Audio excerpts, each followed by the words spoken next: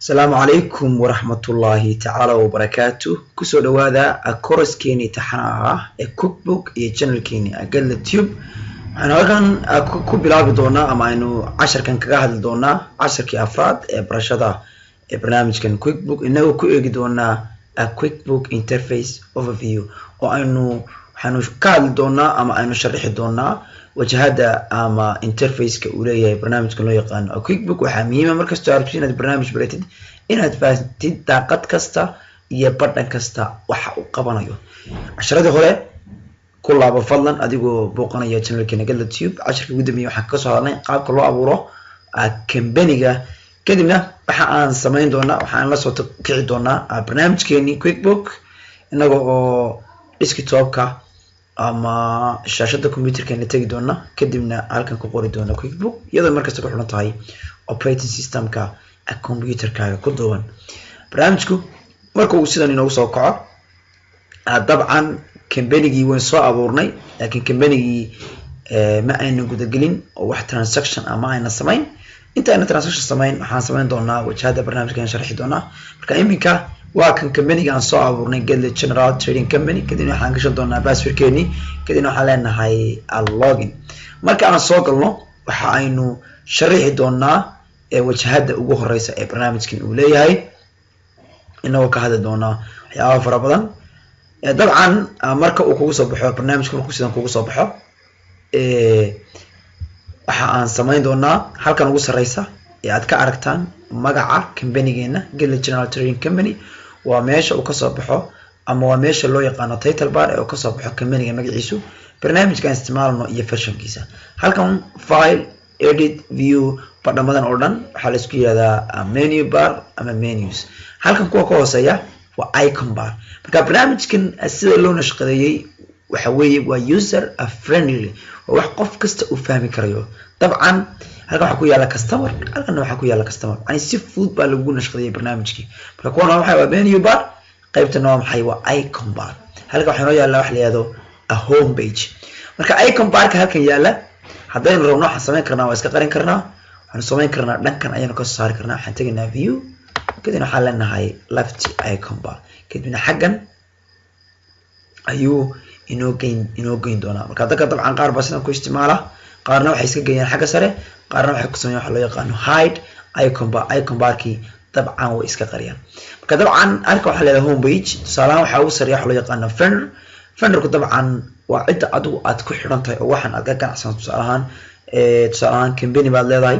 company-gaagu alaab buu soo dejiyay alaabta meel buu ka keenay cidda uu ka keenay adigu aad ku xidhan tahay ee aad tacaamulka aad la leedahay waxaa leedahay maxay vendor marka qaybtan waxaad kaa caawin doontaa vendorska iyo qaabka loo tacaamul lahayd halkana dabcan waxa ku yaala vendor iyo wixii la tacalluqay wixii customer qofkii macmiilka ama qofkii adiga ku xidhnaa waxaad ka iibin kartaa dabcan on cash baad kaga iibin kartaa waad deemin kartaa hadhow lacagta ka qaadan kartaa reportkiisa waa u daabici kartaa oo aad la socon kartaa qofka customerka dhaqaaqaysa qaybtan hoose waxaa yaala wax loo yaqaano employee iyo mushaarsiintii qofka shaqaalaha xaggan adeegna waxa weeye waa company waxyaabay la tacalluqay tusaale ahaan chart of accounts akoonadii dabcan company-gaagu uu yeelan lahaa oo maxaa kamid ah akoonada lacagaha lagu kaydiyo akoonada waxa loo yaqaano lagu kaydiyo fixed asset-ka kuwa deynta lagu kaydiyo waxaasoo dhan maxaa la isku yihahdaa chart of accounts halkan waxaa yaala banking oo kale tusaale ahaan oo kale iyagana dabcan waynu arki doonaa waxaa muhiim ah markaa qaybtan koowaad home page-ka haddii iminka aan iska xidhno oo aan kasanlo dabcan waxaad kasoo qaadan kartaa halkan icon barka ayaad ka dalban kartaa maxay home kadibna sidaan ayuu kugu soo laaban doonaa dabcan daaqadan iminka inoo furan wax badan ayaynu ka bedeli karnaa oo aynu ka maamuli karaynaa tusaale waxaan tegi doonaa wax loo yaqaano edit kadibna waxaan dalban doonaa preferences kelmadda preferences dabcan I think waxa aynu ku macnayn karnaa waa dooq marka in shaashadan ama desktop-kan ama interface-kan adigu sida aad rabtid aad ka dhigan kartid kadibna waxaad dalban doonaa preferences waxyaabaha aad bedeli karaysid aad maamuli karaysid waxyaabahan halkan ku yaala oo dhan mid ayaad u eegi doontaa waxyaabaha muhiimka waxaa kamid ah general inaad maxay company-gaagii aad macnihii si guud aad interface-kiisi iyo barnaamijkaagii aad u maamuli karaysid waxaa kamid ah waxa loo yaqaano tusaale ahaan my principal kan yaala tusaale ahaan oo kale in tusaale ahaan marka dabcan aad rabtid in tusaale ahaan transactionski oo kale tusaale kale marka la dhiliidayo oo kale transaction baad samaysay transaction baa dhacay waxbaad iibisay kadib wixii baad dib u dhiliiday kadib wuxuu ku samayn doonaa waxa loo yaqaan warning buu ku siin doonaa wuxuu qoran doonaa transaction ma dhiliida oo kale tusaale kale isaga ayaa maxay ku digi doonaa waxyaabaha ka sameyn karta xakmada desktop view wax kale ma aha halkan iminka home page keenan dabcan waxa inoo doona waxa loo yaqaan multiple windows waa maxaa laga wadaa laba daaqadood baan hal mar wada isticmaali karaa tusaale iyadoo daaqadan ii furantay baan daaqad kale furan kara ama geli karaya haddii laakiin window aad dooratid daaqada marka aad dalbatay aad soo furatid baa dabcan ku muuqan doonta iminka haddii halkaan sii guda galno halkan waxaa inoo yaala wax loo yaqaano tusaale ahaan qofka customerka ah on cash bad alaab kaga iibin kartaa marka waxaad samayn kartaa waad qarin kartaa tiktok baad ka qaadaysaa kadibna waxaad leedahay okay kadibna maxaa dhacaya wuxuu ku leeyahay QuickBook must close all open windows waa inuu daaqadaha furan oo dhan u xiraa okay baan leenahay kadibna home page aan kusoo laaban doonaa kadibna maxaa dhacaya halkan maxaa ka baxay waxaa loo yaqaano create a set receipt baa ka baxay waxaan ku laaban doonaa edit waxaan leenahay premise waxaan tagi doonaa desktop view kadibna waxaan dalban doonaa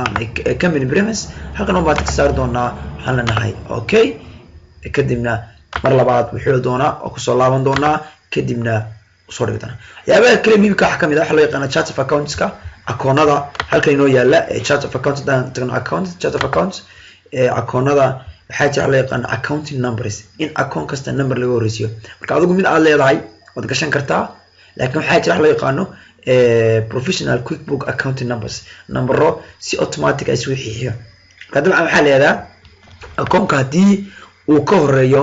number 1 ama 1 hadii akoon ka horeeyo waxa leedahay waa maxay waa asset akoonkaas wuxuu sheegayaa maxay hanti waa akoon loogu talagalay in ama la taxalluqo waxa loo yaqaan hanti nooca doonta baahato hadii akoonka ka horeeyo waxa loo yaqaan 2 oo kale wuxuu sheegayaa maxay waxa loo yaqaan liability deyn buu sheegayaa hadii akoonka ka horeeyo waxa loo yaqaan 3 ama number 3 wuxuu sheegayaa equity hantiile hadii akoonka ka horeeyo waxa loo yaqaan 4 wuxuu sheegayaa income series buu sheegayaa dabcan marka aragtid inaad tusaalahan numberskan ka soo reysid ama aad ka qaadin waxaan tagi doonaa edit kadibna waxaan dalban doonaa preferences dabcan halkan baad tagaysaa accounting kadibna company preferences marka waxaa isticmaasha waxa loo yaqaano use accounting numbers marka kana tagta ka qaadi doonaa okay aan leenahay kadibna waxaan tagi doonaa accountant waxaan leenahay chart of accounts kadibna account numberka oo dhan dhamaantood u ka saaray waxyaabaha kale muhiimka waxa kamid ah aad maamuli karaysid wax ka bedeli karaysid inventory items and inventory alaabtii aad ka ganacsanaysid tusaale ahaan mararka qaar waxaa dhacda itemska ama alaabta tusaale ahaan item waxa ka yaala hal xabo ayaa ka yaala quantity ama tirada ka yaalay waa hal xabo marka wuxuu ku leeyahay when the quantity I want to sell exceeds quantity available macnaheedu marka tusaale ahaan kale waxa ii yaala ama items available ka ii yaala on hand-ka igu jira ay ka yar yihiin waxa aan iibinayo idig oo digniinaysi oo dabcan company wuxuu ku oranayaa insufficient macnaheedu item-kan aad iibinaysid iyo waxa ka yaala ismala laakiin dabcan waad iibin kartaa marka dhamaantood wax fara badan baad ka bedeli kartaa dabcan waxa muhiim ah barnaamij kasta inaad shaashadiisa iyo qaabka uu shaqeynaya aad fahantin dabcan casharkan intaas aan kusoo koobi doonaa badhan kasta iyo daaqad kasta waan isticmaali doonaa hadii aalimo waxyaabaha kale ugu muhiimsan ay muhiim tahay in aad la socoto waxa kamid ah laba report oo muhiim ah intayna casharka soo gabagabeyno waxa ka faa'iideysan doonaa laba report kasta waan sheegi doonaa wax loo isticmaalo labada report waxa weeye reportka profit and loss reportka sheega khasaaraha iyo faa'iidada yani companygaas inuu khasaaro ku jiro iyo inuu faa'iido ku jiro waxaan tagi doonaa report waxaan tagi doonaa company and financial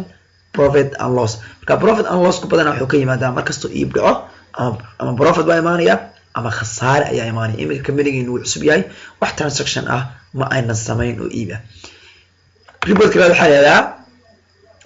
company and financial ayaa leeyahay marka waxaan tagi doonaa report company and financial kadibna waxaan dalban doonaa balance sheet standard runtii waa report aad u muhiim ah wuxuu ku siin doonaa macluumaad ku saabsan companygaaga guud ahaan wuxuu ku sheegayaa assetka meesha yaala iyo nooca uu yaalo saving accounts lacagaha khasnadaha kugu jira account receivable lacagaha kaa maqan inventory alaabta kugu taala fixed asset ama hantida maguraanka meesha kugu taala wuxuu kale ku sheegi doonaa liability deynta lagu leeyahay wax loo yaqaano companyga hantida meesha taalla cidaas kale macluumaadkaas dhan ayuu ku siin doonaa marka waxaa leedahay hantida meesha taallay waxay la mid tahay deynta oo lagu diray equity hantiilayaasha macnihii hantida meesha taalla waxaa lagu yaabaa maxay hantida ay leeyihiin hantiilayaasha oo lagu diray maxay deyntii ama liability marka waxaa muhiim ah inaad dabcan terminology-ga ama basiska accounting aad mar walba soo eegto oo aad soo fahanto waxaanu insha Allah hadda wixii ka dambeeyaa gudageli doonaa in aynu shaqooyinkii aynu gacanta ka qabano intaynu casharka ku xigo kulmi doono wassalaamu calaykum waraxmatullaahi tacaala wabarakatuh